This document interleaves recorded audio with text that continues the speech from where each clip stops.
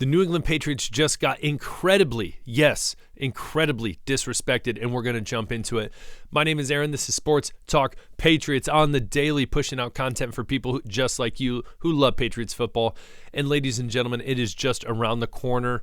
So do me a favor, hit that subscribe button, like and comment below so you don't miss out on daily Patriots content. So today in this episode, what we're going to be talking about, first of all, Patriots getting disrespected.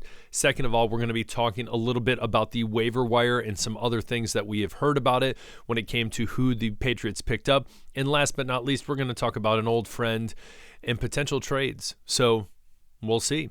So that being said, the New England Patriots incredibly disrespected. So NBC Sports came out with a list of all the Week 1 starters and rank them all from 1st to 32. If you didn't know there's 32 teams in the NFL, have mercy. But anyways, the top, I will tell you, we're just going to jump through this super quick just because we're going to listen, we're going to do a tour of the NFL. I want to see what you agree with, what you don't agree with. Comment below at any point where you're like, no, wow, this is disrespectful. Patrick Mahomes, yeah, he deserves it. Joe Burrow, I think he's good. I don't think he's number 2. I think number 2 should be Lamar. I do think that is a little disrespectful to Lamar, someone who has just won the MVP. And so, I don't know, disrespect to Lamar. Again, this is a projection, what they believe based on going into this week. Again, I would put Patrick Mahomes 1, Lamar Jackson 2. I don't even know if I would put Joe Burrow at number 3, but let's just say that he's there. Josh Allen, this one is very interesting, especially from the fact that there's a lot of media that believes that the Bills are going to take a step back this year after losing players like Diggs and Gabriel Davis. So it's interesting to see that they have him at number 4. Don't get me wrong, though I don't like the Bills. I do think Josh Allen is a talented quarterback.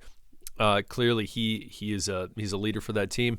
And yeah, number 4, sure, but I'm kind of surprised there. Jumping down, we go to Jalen Hurts. Sure, I can understand that. Ton of weapons on that team. He definitely had his moments last year before the Eagles just went crashing down. I was trying to find the downward spiral. That's what I was looking for. It was bad. Dak Prescott, I would not say. I've heard a lot of people say they think he's the best quarterback in the NFC. I would disagree. And what he is good at is he's good at choking. Really good at choking in the playoffs. Good for him. Justin Herbert, again, ton of potential in LA, but again, I don't see him at number 7. What's wild is there's a couple quarterbacks I would definitely put in front of Justin Herbert that are still far back. So whoever wrote this definitely is in love with Justin Herbert.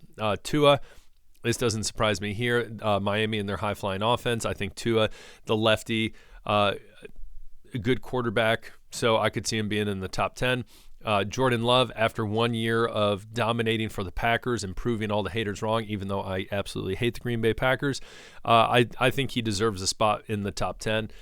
We continue. Aaron Rodgers didn't even play a snap last year, literally ran out with the American flag, got out there and then said, hey, real quick, guys, hold my beer, let me tear my Achilles, and then did some voodoo magic, and now he is back. Top 10, I would probably not put him. Again, going into week 1, he's not a top 10 quarterback to me. CJ Stroud right here, disrespectful. So you're telling me here Aaron Rodgers doesn't play a snap at all. We go down to Justin Herbert. The Chargers were a catastrophe last year. And CJ Stroud, who is a young, budding star, offensive rookie of the year, led his team to a playoff victory. And he's number 11? Okay. Matthew Stafford, I can understand at number 12, but still I think it's disrespectful that, again, his team made the playoffs.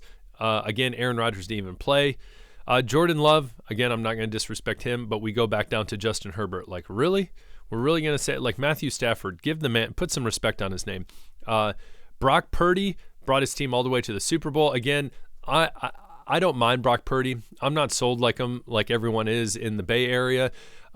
He has so many darn weapons on that team. It is crazy to think. And so, I can see him being in the top 15, but wow. Now, this is the one that really blows my mind. Jared Goff. Jared Goff puts up stupid numbers last year, does a great job, and he's only in the top 15? Really? Jeez. Like, I would definitely say I would have him over a handful of these quarterbacks, definitely over, Justin Herbert. But man, really, a lot of people love hating on Jared Goff, and then he just loves going and proving people wrong. So interesting. Kirk Cousins, again, last year, obviously he was hurt as well. And so this is the barometer. Okay, so we have Aaron Rodgers, who didn't play at all last year, and then you have Kirk Cousins. You're like, Aaron, when are we going to get to the Patriots? Steady, we'll get there. It's towards the end. Trevor Lawrence doesn't surprise me. Murray, Mayfield, Deshaun Watson, again, someone who didn't play really at all last year. But again, at 19, not saying I'm a fan of him, but it's interesting. You got to stay consistent with your rules, whoever's making this list. Geno Smith, Caleb Williams, ranked 21 out of 32 in front of, some of these guys don't surprise me. I honestly think Jaden Daniels could do better than Caleb Williams. Russell Wilson, Bronco Country, let's ride. He is on the downward spiral of his career. Gardner Minshew, the Raiders, Will Levis. Notice you have yet to see the Patriots quarterback Jacoby Brissett. Will Levis apparently projected to do better, which blows my mind. Anyways, Bryce Young, Danny Dimes, we still go. Oh, there's our boy Drake May. And then we find our boy Jacoby Brissett. The only two people behind him are Bo Nix, who has never taken an NFL snap, starting for the Broncos, who literally have very few weapons at all on the offensive side of the ball. Again, a team I believe will be much worse than the New England Patriots. Sam Darnold, who has played in the NFL before at 31, and Jacoby Brissett. Now, the reason I say they're disrespected is Jacoby, at least this man has some experience, yet you have players like Daniel Jones, that's probably out the door sometime soon, Bryce Young, who had a catastrophe of a year, Will Levis had some shining moments, but again, not great. Gardner Minshew, I respect him in his mullet, so I'm not going to say much about him. Russell Wilson, who's been a disaster ever since his time in Denver. Jaden Daniels, never taken a snap. Anthony Richardson, really in the same boat there. Derek Carr, downhill. Caleb, never taken a snap. I mean, golly, Jacoby Brissett, you could at least say is more in the mid-20 range. Golly, give the man just a tiny respect.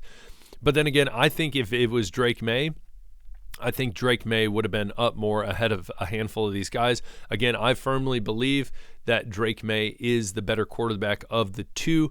It's just one of those things. Gerard Mayo is trying to play it close to the vest, trying to be safe, because the last thing you want is Drake May starting. It goes downhill, and then you have to put Jacoby in. That's not good visuals. You would rather have it the other way around. So the more and more I think about it, the more and more I do understand it. So again, just being disrespected right here. I firmly believe, I'm gonna jump off this real quick. I truly believe that the New England Patriots offense is going to be better than a lot of people are projecting.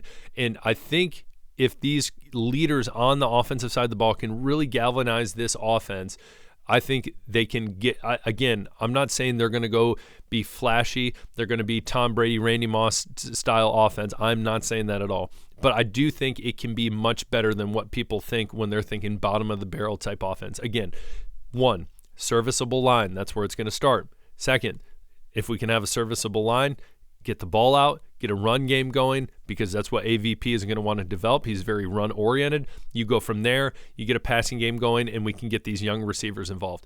There is potential there. Again, say it with me. There is potential there. Am I saying that they're going to go win a Super Bowl this year? No, I'm not saying that. Am I saying they're going to make the playoffs? No, but again, look at the Texans. They surprised the world. Now, I'm not saying that either, but you never know. There's a reason they play the game. So I think that this offense, they're going to go into the season hopefully with a chip on their shoulder. Defensive plays the way that we know they can play. I think these New England Patriots can surprise a lot of people. Next, we are looking at waivers. I think this is awesome. Just to reiterate, when Elliott Wolf in the front office, Gerard Mayo, all those guys, when they looked at the waiver wires and they were third on that list, and they got people like both Jacobs, even though not related, defensive tackle, Eric Johnson, these different guys, the guard, Zach Thomas, there we go. And these guys were also very sought after by other teams. So, for instance, Jacobs dropped by the Denver Broncos. The Denver Broncos were hoping he would come back around and they could put him on the practice squad. So just huge pickups. Again, there was other teams like the Bengals, I believe the Arizona Cardinals, that were interested in these guys. And so it makes me feel better knowing, hey, these guys weren't just necessarily scrubs, quote unquote. For the Broncos, they were in a good situation where it was, hey, we have a good line, a serviceable line, which is going to be nice for Williams and Bo Nix over there for the Broncos. But so they had an issue where we need to get rid of this guy, and hopefully he will pan out for the New England Patriots. So we will see, and I'm talking about Jacobs right there. So the offensive tackle. Anyways, we continue. Last but not least, we look at Mac Jones, Mac Daddy. The only reason I want to say this is just because I thought this was interesting, but apparently we know he had a great preseason, which you're going up against second and third string, but that's beside the point. Apparently it's projected that he could be traded again, potentially to a team where he could be starting. So do not be surprised if there's a point in this season where he gets traded to a team, let's say possibly the Saints, let's say possibly the Raiders. I don't necessarily think a team like the Minnesota Vikings. I said that multiple times for Bailey Zappi, and somehow he ended up on the practice squad of the Kansas City Chiefs. Good for him, just not what I expected. But I could see Mac Jones getting traded to a place where they would, in the future, see him as the starting quarterback of their team in the future and onward. I don't think they would want to bring him in to Minnesota where they know that JJ is going to be the guy of the future. And so I really see it as being a team that's like, hey, we really need help at quarterback. These guys aren't cutting anymore in Minshew or Derek Carr, and we need to bring in someone like Mac Jones. So it'd just be interesting to see. I do see it as almost like it could be like a Matt Flynn situation. If you remember him for the Green Bay Packers, he balled out preseason. Then he came in like one game and everyone went crazy for him. He ended up signing this crazy contract. He got traded, I believe it was to the Seahawks. I think he was traded. I don't think he was picked up by a free agent. Comment below if I'm saying this wrong, but I remember he got paid a fat contract and he did absolutely nothing. So I'm not saying Mac Jones is trash. I think that he had some years with just coordinators that were just inconsistent, and so it would just suck for him in a sucky offense. And so, again, I'm glad he's gone, but I think he is more – the role for him is a backup role as opposed to a starting role. But, again, you never know. He could go somewhere and they could really play to his strengths and he could go ball out. And you know what? I'm not going to hate on anyone, so go out there and ball Mac Jones. So, that being said, comment below. What do you think – do you think when it came to the 32 quarterbacks ranked starting for week one, what did you think? What changes would have you made? Do you think Jacoby Brissett was getting disrespected? Some of you might be like, man, he should have been 32. So comment below. Tell me what you think about that. As well, just comment below maybe whatever you think about the whole Mac Jones potentially getting traded. Where do you see a landing spot for him? Whew. This is Patriots, Sports Talk Patriots. There we go, Aaron. As I just said, my name's Aaron. Do me a favor before you peace out. Hit that subscribe button, comment below. You guys rock. Peace.